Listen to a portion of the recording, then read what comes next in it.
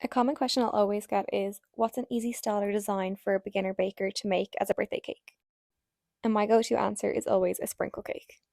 I've made so many confetti or sprinkle cakes over the years in loads of different colours. It's definitely a favourite with customers for a first birthday or a birthday that doesn't have exactly a theme.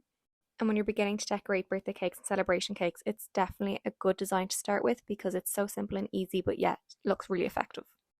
So far I've just stacked a white chocolate and raspberry cake and I've done a crumb coat in white Swiss meringue buttercream. This customer wanted a white sprinkles cake, so I just did the final layer in the exact same buttercream as the crumb coat. And then when I've done that, I won't put it into the fridge because I still want the buttercream to be soft when I put the sprinkles on.